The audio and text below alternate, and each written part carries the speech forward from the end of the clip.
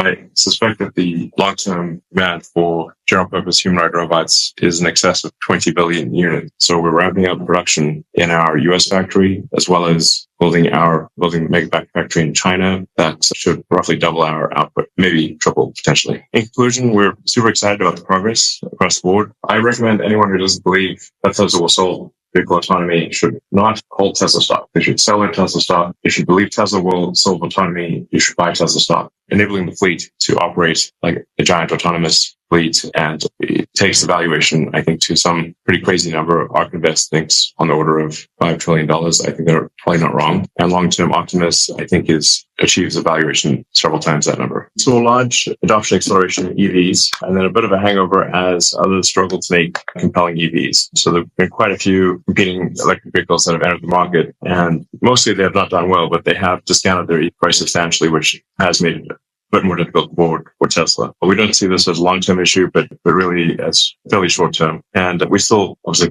firmly believe that EVs are best for customers and that the world is headed for fully electrified transport, not just of cars, but also of aircraft and boats. Despite many challenges, the Tesla team did a great job executing, and we did achieve record quarterly revenues. Energy storage deployments reached an all-time high in Q2, leading to record profits for the energy business. And we're investing in many future projects, including AI training and inference, and great deal of infrastructure to support future products. We won't get too much into the product roadmap here because that is reserved for product announcement events. But we are on track to deliver a more affordable model in the first half of next year. Really, by far, the biggest differentiator for Tesla is autonomy. In addition to that, we have scale economies, and we're the most efficient electric vehicle producer in the world. While others are pursuing different parts of the AI robotics stack, we're pursuing all of them. This allows for better cost control, more scale, quicker time to market, and a superior product, applying not just to autonomous humanoid robots like Optimus. Regarding full self-driving and robotaxi, we've made a lot of progress with full self-driving in Q2. And with version 12.5 beginning rollout, we think customers will experience a step change improvement in how well supervised full self-driving works. Version 12.5 has 5 times the parameters of 12.4 and will finally merge the highway and city stacks. So the highway stack is still, at this point, pretty old. So often the issues people encounter are on the highway, but with 12.5, we finally merged the 2 stacks. I still find that most people actually don't know how good the system is. And I would encourage anyone to understand the system better to simply try it out and let the car drive you around. One of the things we're going to be doing just to make sure people actually understand the capabilities of the car is when delivering a new car and when picking up a car for service to just show people how to use it and just drive them around the block. Once people use it at all, they tend to continue using it. So it's very compelling. And this, I think, will be a massive demand driver. Even unsupervised full self-driving will be a massive demand driver. And as we increase the miles between intervention, it will transition from supervised full self-driving to unsupervised full self-driving, and we can unlock massive potential in the fleet. We postponed the sort of robotaxi with the product unveil by a couple months where it's shifted to 10/10 to October. And this is because I wanted to make some important changes that I think would improve the vehicle, the robotaxi, the main thing that we're going to show. And we're also going to show off a couple of other things. So moving it back a few months allowed us to improve the robotaxi as well as add in a couple other things for the product unveil. We're also nearing completion of the south expansion of Texas, which will house our largest training cluster to date. This will be an incremental 50,000 H100s plus 20,000 of our hardware 4 or AI5 Tesla AI computer. With Optimus is already performing tasks in our factory, and we expect to have Optimus production version 1 in limited production starting early next year. This will be for Tesla consumption. It's just better for us to iron out the issues ourselves. But we expect to have several thousand Optimus robots produced and doing useful things by the end of next year in the Tesla factories. And then in 2026, ramping up production quite a bit. And at that point, we'll be providing Optimus robots to outside customers. That'll be production version 2 of Optimus. For the energy business, this is growing faster than anything else.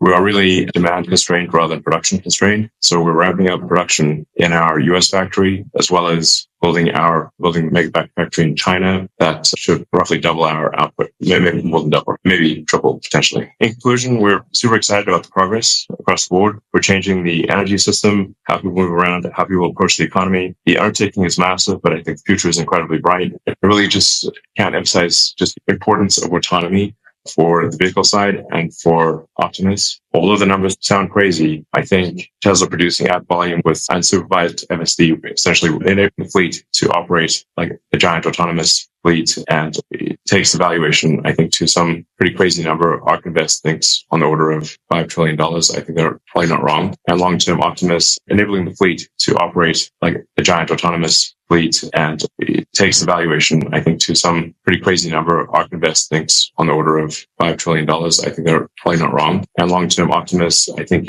achieves a valuation several times that number. When can we do unsupervised full self-driving? It's difficult. My predictions on this have been overly optimistic in the past. The current trend, it seems as though we should get miles between interventions to be high enough that it should be far enough in excess of humans that you could do unsupervised possibly by the end of this year. I would be shocked if we cannot do it next year. So next year seems highly probable to me based on point simply plus the points of the curve of miles between intervention. That trend exceeds human for sure next year. So I'm quite concerned about actually being able to get state-of-the-art video GPUs when we want them. And I think this therefore requires that we put a lot more effort on Dojo in order to ensure that we've got the training capability that we need. We are going to double down on Dojo, and we do see a path to being competitive with NVIDIA with Dojo.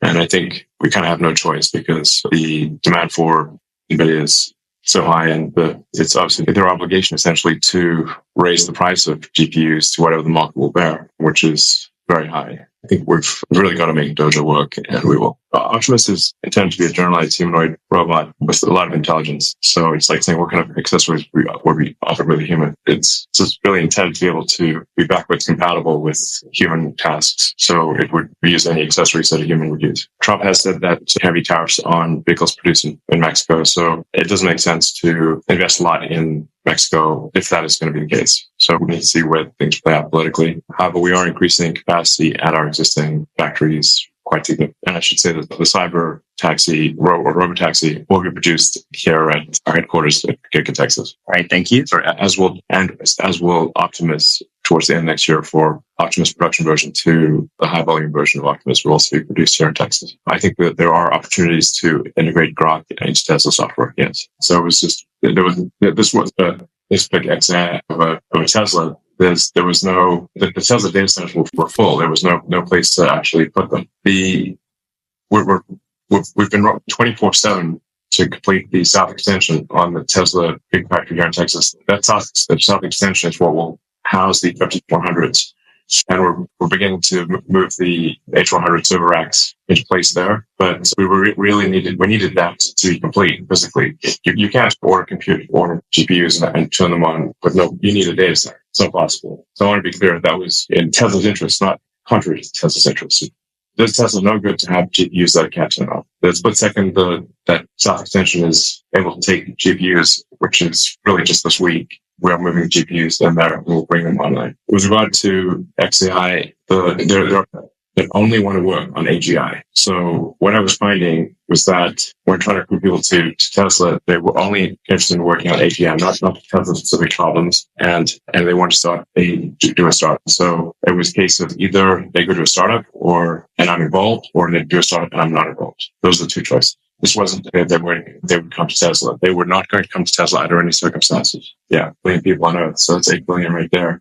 Then you've got all of the industrial uses, which is probably at least as much, if not way more. So I suspect that the long-term demand for general-purpose humanoid robots is in excess of 20 billion units. And Tesla has the most advanced humanoid robot in the world. And is also very good at manufacturing, which these other companies are not. And we've got a lot of experience with the most experience. We're the world leaders in real-world AI. So we have all of the ingredients. I think we're unique in having all of the ingredients necessary.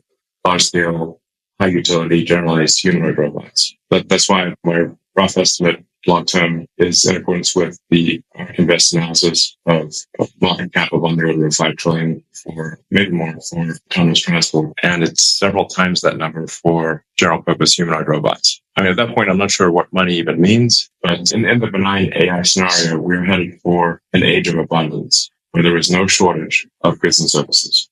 Anyone can have pretty much anything they want. It's a very wild future we're headed for. The distributed compute. Yeah, distributed compute. That seems like a pretty obvious thing to do. I think where the distributed compute becomes interesting is with the next generation Tesla AI chip, which is Hardware 5, which is from the standpoint of inference capability comparable to a B200, and we're aiming to have in production at the end of next year and scale production in 26. So it just seems even if you've got autonomous vehicles that are operating for 50 or 60 hours a week, there's 168 hours in a week. So you have somewhere above, I think, 100 neural net computing. I think we need a better word than GPU, because GPU means graphics processing. So there's 100 hours plus per week of AI inference compute from the fleet, from the vehicles, and some percentage from the humanoid robots, that it would make sense to do distributed inference. And if there's a fleet of, at some point, 100 million vehicles with AI 5 and beyond, so AI 6 and 7 and whatnot, and there may be billions of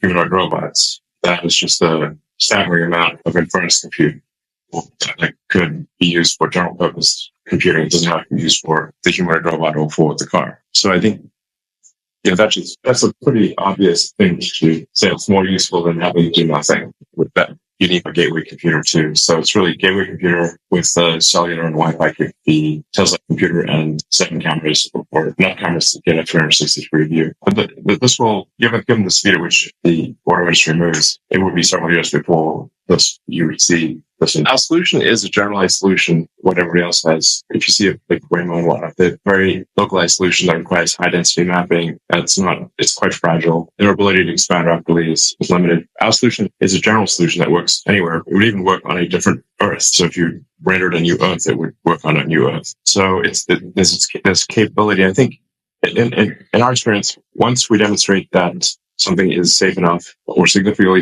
safer than human, we find that regulators are supportive of deployment of that capability. It's difficult to argue with if you've got if you've got billions of miles that show that in the future unsupervised FSD is safer than human. What regulator could really stand in the way of that? They're morally obligated to approve. So I don't think regulatory approval will be a limiting factor. I should also say that the self-driving capabilities that are deployed outside of North America are far behind that in North America. So with the 12.5 and maybe it's 12.6, but pretty soon we will ask for regulatory approval of the Tesla supervised FSD in Europe, China, and other countries. And I think we're likely to receive that before the end of the year. Thank you. Which will be a helpful demand driver in those regions, obviously. Thank you. GM can't stop because GM can't make it work, not because of regulators. They're blaming regulators. That's misleading of them to do, because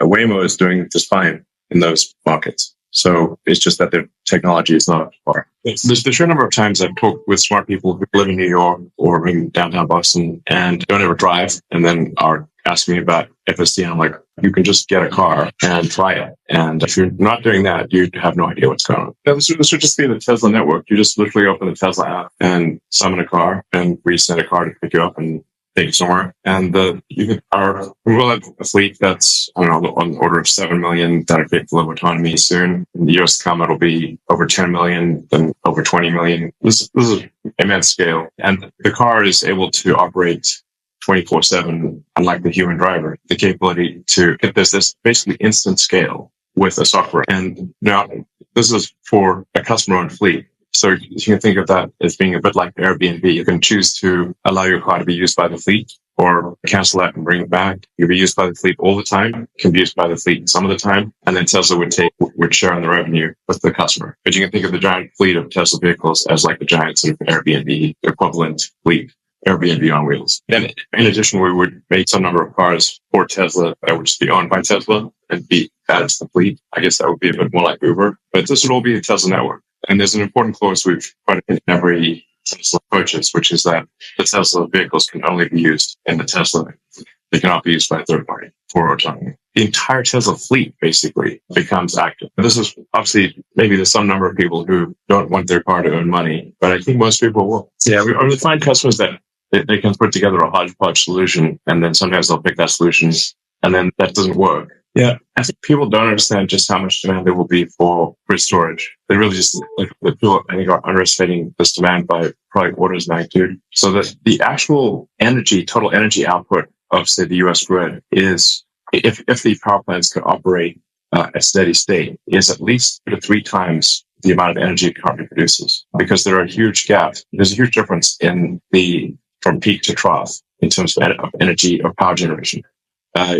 In order for a grid to not have blackouts, it must be able to support the load at the worst minute of the worst day of the year, the coldest or hottest day, which means that for the rest of the time, for the rest of the year, it's got massive excess power generation capability, but it has no way to store that energy. Once you add battery packs, you can now run the power plants at steady state. Steady state means that basically any given grid anywhere in the world can produce, in terms of cumulative energy in the course of a year, at least twice what it is currently producing. In some cases, maybe twice. Great, thank you. It's a very profound thing. I guess that there would be like some impact, but I think it would be devastating for our competitors, and it would hurt Tesla slightly. But long term, probably actually helps Tesla, would be my guess. Yeah.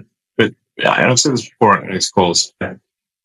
The value of Tesla overwhelmingly is autonomy. These other things are in the noise relative to autonomy. So I recommend anyone who doesn't believe that Tesla will solve vehicle autonomy should not hold Tesla stock. They should sell their Tesla stock. If you believe Tesla will solve autonomy, you should buy Tesla stock. And all these other questions are in the noise.